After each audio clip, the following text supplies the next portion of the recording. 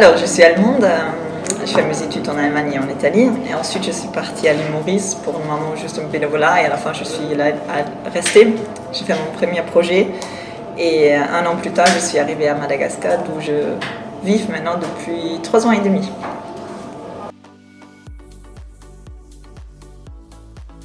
Alors, savez-vous qu'il y a 30% de tous les denrées alimentaires qui sont gaspillées? Voilà, mais si on récupérait ces 30%, en fait, on pourrait nourrir toutes les personnes affamées dans le monde. Et c'est la raison, bref, pourquoi on a créé Foodwise. Du coup, Foodwise, c'est une entreprise sociale qui lutte contre le gaspillage alimentaire et l'insécurité alimentaire. On simplement connecter le surplus et les invendus avec ceux qui sont dans le besoin, à zéro coût, à zéro CO2.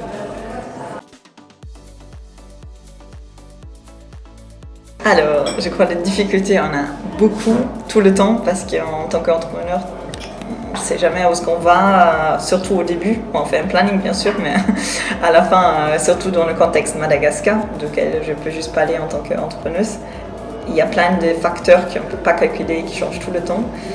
Et du coup, ça peut être des difficultés, mais je crois en même temps c'est des avantages parce qu'on apprend d'être réactif et on apprend beaucoup.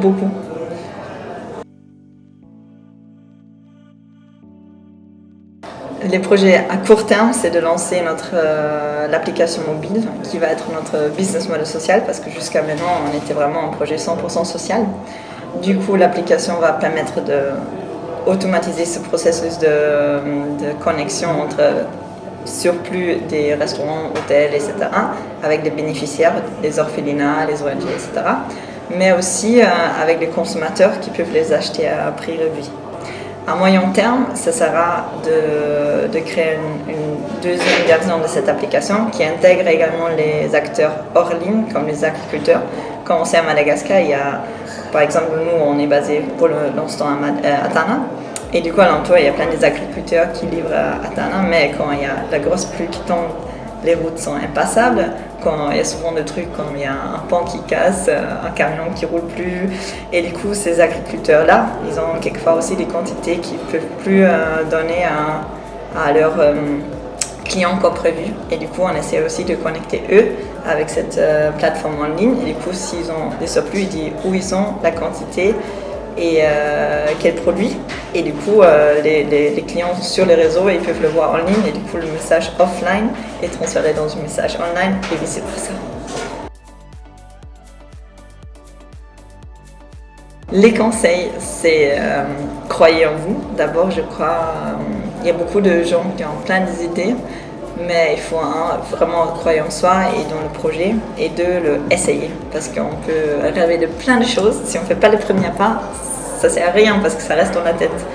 Et aussi dans cette deuxième conseil de tester, c'est vraiment aussi de faire et tester le marché et aller vers les clients, même si on n'a aucune moyenne. Nous, tout au début à Maurice, on n'avait rien.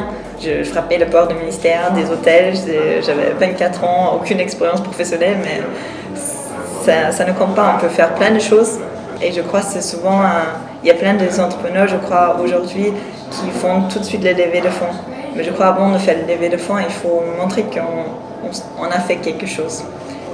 Et voilà, je crois que les trois sont le plus important.